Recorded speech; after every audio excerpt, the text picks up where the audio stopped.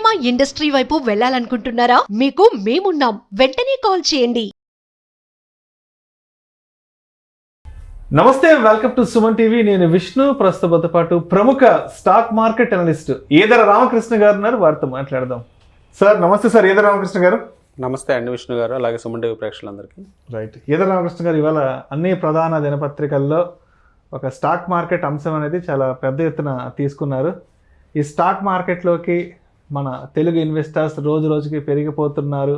Stock మార్కెట్లో మన తెలుగు వాళ్ళ హవా అయితే పెద్ద ఎత్తున కొనసాగుతోందన్నారు. అదేవిధంగా రెండు రాష్ట్రాల నుంచి చూసినట్లయితే ఒక ఆంధ్రప్రదేశ్ నుంచి 87,08,753 మంది మార్కెట్లో పార్టిసిపేట్ చేశారు. అదేవిధంగా తెలంగాణను చూస్తే 43,28,231 మంది మార్కెట్లో పార్టిసిపేట్ చేస్తారు. అండ్ ఓవరాల్గా మన సౌత్ ఇండియా నుంచి కానీ చూస్తే 3.79 కోట్ల మంది మార్కెట్లో పార్టిసిపేట్ చేస్తున్నారు. సో పెద్ద ఎత్తున మన రెండు తెలుగు రాష్ట్రాల నుంచి మార్కెట్లో పార్టిసిపేషన్ పెరిగిపోతుందంటూ కూడా ఇవాళ అన్ని దినపత్రికల్లో ప్రధానంగా పేర్కొన్నారు. కాబట్టి ఎందుకంటారు ఇంత పెద్ద ఎత్తున అందరూ మార్కెట్లోకి ఎంటర్ అయిపోతున్నారు? అసలు మెయిన్గా అవేర్నెస్ అండి. అంటే గతంలో మనకి అవేర్నెస్ అనేది కేవలం వార్తాపత్రికలు, ఆ రోజుల్లో మనం చూస్తే గత 20-30 సంవత్సరాల క్రితం కేవలం వార్తాపత్రికలు లేదా ప్రధాన టీవీ ఛానల్స్, ప్రధానంగా టీవీ ఛానల్స్లో పెద్దగా బిజినెస్ గురించి కానీ లేకపోతే స్టాక్ మార్కెట్ న్యూస్ కానీ ఎవరు పెద్దగా ప్రస్తావించరు. కేవలం వార్తాపత్రికల మీద డిపెండ్ అయ్యే వాళ్ళు. సో వార్తాపత్రికల్లో ఏంటంటే కేవలం అది అందరూ చదవడానికి అవకాశం ఉండదు. అంటే వార్తాపత్రికలు చదవాలి అంటే కొంచెము లిటరసీ ఉండాలి, టైం ఉండాలి. ఆ వార్తాపత్రికల్లో కూడా మార్కెట్స్ గురించి పెద్దగా ప్రస్తావించే అంశాలు తక్కువగా ఉండేవి. ఎక్కువగా పొలిటికల్, అలాగే స్పోర్ట్స్, వేరు సామాజిక అంశాల గురించి ఎక్కువగా వార్తాపత్రికల్లో మనకు వార్తలు కనిపించాయి. కానీ ఈ రోజున ఈ మోడర్న్ డేలో మనం చూస్తే 2020 తర్వాత ఎలక్ట్రానిక్ మీడియా అనేది బాగా దూసుకొచ్చిందండి. అంటే పర్టికులర్గా సోషల్ మీడియాలో రకరకాల అవెన్యూస్, అంటే యూట్యూబ్ కావచ్చు, లేకపోతే రీల్స్, తర్వాత టిక్ టాక్ ఇప్పుడు మనకు లేదు. మెయిన్గా రీల్స్ కావచ్చు, లేకపోతే యూట్యూబ్లో షార్ట్స్ కావచ్చు, ఇట్లా డిఫరెంట్ అవెన్యూస్, ఇన్స్టాగ్రామ్, ఫేస్బుక్, ఇట్లాంటి సోషల్ మీడియా అవెన్యూస్ అన్నిట్లో కూడా స్టాక్ మార్కెట్ ఎప్పుడైతే ప్రవేశించిందో, అంటే స్టాక్ మార్కెట్ సంబంధించిన ఇన్ఫర్మేషన్ అనేది ప్రజలకి చేరువుగా చేశారో, అంటే చాలామంది యూట్యూబ్లో ఇన్ఫ్లుయెన్సర్స్, ఫైనాన్షియల్ ఇన్ఫ్లుయెన్సర్స్, ఫైనాన్షియల్ అనలిస్టులు, అంటే మార్కెట్స్లో ఎలా ఇన్వెస్ట్ చేయాలి, ఎలా ట్రేడ్ చేయాలి, ఎలా టెక్నికల్ అనాలిసిస్ నేర్చుకోవాలి, లేకపోతే మార్కెట్లో ఉన్న లోటుపాట్లు ఏంటి, అలాంటి ప్రతి అంశం గురించి క్షుణ్ణంగా డిస్కస్ చేయడం జరిగింది. ఈ రోజున సాధారణ ప్రజానికం యూట్యూబ్లోకి వెళ్ళి ఏ విషయాన్నైనా సెర్చ్ చేసినప్పుడు దానికి సంబంధించిన పూర్తి వార్తలు, పూర్తి ఇవన్నీ కూడా ఏ రంగానికి సంబంధించింది, ఈవెన్ స్టాక్ మార్కెట్కి కూడా సంబంధించిన వార్తలు కానీ లేకపోతే వాటికి సంబంధించిన సమాచారం కోసం కనుక సెర్చ్ చేసిన పక్షంలో భారీ ఎత్తున వాళ్ళకి కన్వీనియంట్గా ఉండే లాంగ్వేజ్లో, వాళ్ళకి అర్థమయ్యే భాషలో చెప్పే ఫైనాన్షియల్ ఇన్ఫ్లుయెన్సర్స్ రావడంతో ఒక్కసారిగా మార్కెట్లోకి, అంటే జనరల్ సాధారణ ప్రజానీకంలోకి ఈ స్టాక్ మార్కెట్స్ అనేవి చొచ్చుకుపోయినాయి. సో ఎప్పుడైతే చొచ్చుకుపోయినాయో ఇది ఒక ఆల్టర్నేటివ్ ఇన్కమ్ లాగా, లేకపోతే వాళ్ళ సేవింగ్స్ని లాంగ్ టర్మ్లో వెల్త్ క్రియేషన్ చేసుకోవడానికి కానీ అందరూ కూడా పెద్ద ఎత్తున ఆసక్తి చూపించడం జరిగింది. ఇప్పుడు మీరు ఇందాక చెప్పిన నెంబర్స్ కనుక చూస్తే, మీరు ప్రస్తావించిన నెంబర్, ఈరోజు మనకి డేటా రిలీజ్ అయింది, ఆల్మోస్ట్ 20 crores పాపులేషన్, అంటే 20 crores నెంబర్స్ ఎన్ఎస్సిలో అంటే రికార్డ్ అయినాయి. అంటే అంతమంది ప్రజలు స్టాక్ మార్కెట్లో పార్టిసిపెంట్స్గా ఉన్నారు. పర్టికులర్గా ఇక్కడ ప్రధాన అంశం ఏంటంటే తెలుగు రాష్ట్రాల్లో భారీ ఎత్తున ఇన్వెస్టర్స్ పెరగటం.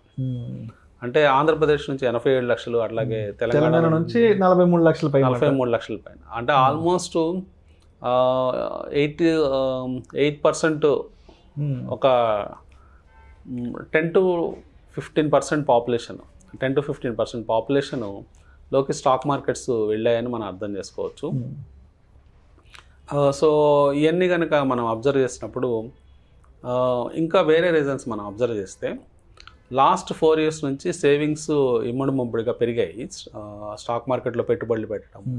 ఎప్పుడైతే 2020 నుంచి ఇన్వెస్టర్స్ వాళ్ళ ఇన్వెస్ట్మెంట్ జర్నీ స్టార్ట్ చేశారో వాళ్ళకి అక్కడ మార్కెట్స్ ఒక అవకాశాన్ని, అంటే కరోనా టైంలో ఒక అవకాశాన్ని ఇవ్వడం జరిగింది మార్కెట్స్. సో మార్కెట్స్ ఎక్కడో 12,000 స్థాయిల దగ్గర నుంచి 7,500కి పడిపోయి నిఫ్టీ లాంటివి అక్కడి నుంచి ర్యాలీస్ చేయడం మొదలుపెట్టాయి. ఎప్పుడైతే ఇనిషియల్ ర్యాలీస్లో స్టార్ట్ చేశారో వాళ్ళందరికీ డబ్బు రావడం, వాళ్ళందరికీ లాభాలు రావడం, ఆ లాభాలు వాళ్ళంతా వైరల్ చేయడం ఈ సోషల్ మీడియా ద్వారా కావచ్చు, లేకపోతే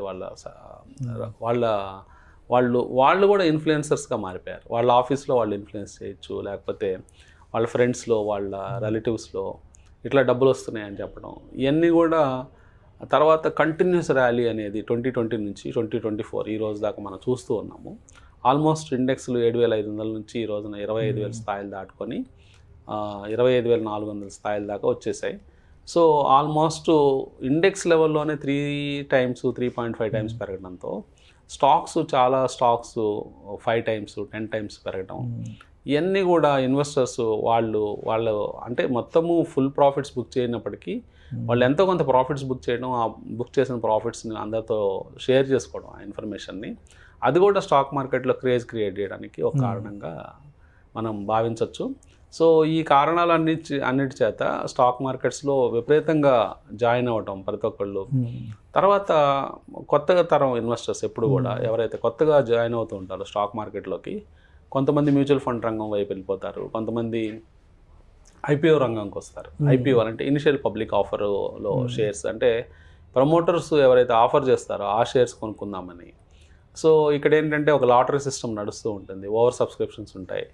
సో ఈ ఓవర్ సబ్స్క్రిప్షన్ ప్రాబ్లం వల్ల చాలా సందర్భాల్లో వీళ్ళకి అప్లై చేసిన షేర్లు అలాట్ కాకపోవడంతో వాళ్ళు ఏం చేస్తారంటే మల్టిపుల్ అకౌంట్స్ ఓపెన్ చేసి ఇంట్లో అందరి పేరు మీద, ఇంట్లో వాళ్ళకి స్టాక్ మార్కెట్ నాలెడ్జ్ లేనప్పటికీ వాళ్ళ పేరు మీద కూడా అకౌంట్స్ ఓపెన్ చేసి మల్టిపుల్ అప్లికేషన్స్ ఐపీఓస్ ద్వారా అప్లై చేసి ఏదో విధంగా అలాట్మెంట్ సాధించడానికి ఐడీస్ పెంచే అవకాశాలు కూడా ఉన్నాయి. సో ఈ విధంగా చూసినా కానీ స్టాక్ మార్కెట్లో విపరీతంగా ఐడీస్ పెరగటం. సో ఈ రోజున మనం చూస్తే దేశవ్యాప్తంగా దాదాపుగా 20 కోట్ల ఐడీస్ క్రియేట్ అవ్వడం. తెలుగు రాష్ట్రాల్లో మీరు చెప్పిన నెంబర్స్ ప్రకారం దాదాపుగా 1,30,40 లక్షల మంది 2 రాష్ట్రాల్లో కలిపి ఇన్వెస్టర్స్గా మారటం. సో దీంట్లో ఇంట్రెస్టింగ్ అంశం ఏంటంటే గతంలో ముంబై జోన్, అంటే పర్టికులర్గా మహారాష్ట్ర అంటే ముంబైలో ఎక్కువ మంది ఇన్వెస్టర్ కమ్యూనిటీ, అలాగే ఫైనాన్షియల్ హబ్ కాబట్టి దేశానికి, అక్కడ ఎక్కువ మంది స్టాక్ మార్కెట్ ప్లేయర్స్ ఉండేవాళ్ళు. అట్లాగే గుజరాత్ ట్రెడిషనల్గా బిజినెస్ స్టేట్ కాబట్టి బిజినెస్లు ఎక్కువ చేస్తారు, వాళ్ళకి స్టాక్ మార్కెట్స్ మీద అవగాహన ఎక్కువ ఉంటుంది ఆ జోను. తర్వాత ఇంకా కంట్రీలో రిచ్ జోన్ అయిన ఢిల్లీ, నోయిడా ఆ జోను, ఈ 3 జోన్స్లో ఎక్కువ ఇన్వెస్టర్స్ ట్రేడర్స్ ఉండేవాళ్ళు. కానీ అది ఇప్పుడు చిన్నగా దేశవ్యాప్తంగా స్ప్రెడ్ అయింది. కానీ ఆ స్ప్రెడ్ అయిన ప్రాసెస్లో మన తెలుగు రాష్ట్రాలు చాలా వేగంగా దూసుకొచ్చాయి. అంటే తెలుగు రాష్ట్రాల్లో మనం చెప్పుకున్నట్లు 1,40,00,000 మంది యూనిక్ ఐడీస్ క్రియేట్ అయినాయి. అంటే ఎక్కువ మంది స్టాక్ మార్కెట్ మీద ఇంట్రెస్ట్ చూపిస్తున్నారు. సో స్టాక్ మార్కెట్లో ట్రేడింగ్ చేయాలని, ఇన్వెస్ట్ చేయాలని. సో వాళ్ళకి కావాల్సిన సమాచారము యూట్యూబ్లో దొరుకుతూ ఉంది. కానీ ఈ సమాచారాన్ని కూడా ప్రాపర్గా అనలైజ్ చేసి ప్రాపర్గా ఉపయోగించుకునే వాళ్ళు ఇంకా తక్కువనే నేను చెప్తాను. సో మనకి అబండెంట్గా ఇన్ఫర్మేషన్ ఉండొచ్చు.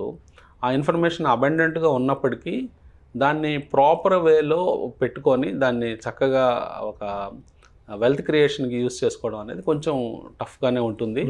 అయినప్పటికీ ఇనిషియల్ ఇంట్రెస్ట్ అనేది భారీ ఎత్తున మన తెలుగు రాష్ట్రాల్లో కనిపిస్తుందని మనం అర్థం చేసుకోవచ్చు. Thank you sir. Thank you so much Ramakrishna garu. Thank you.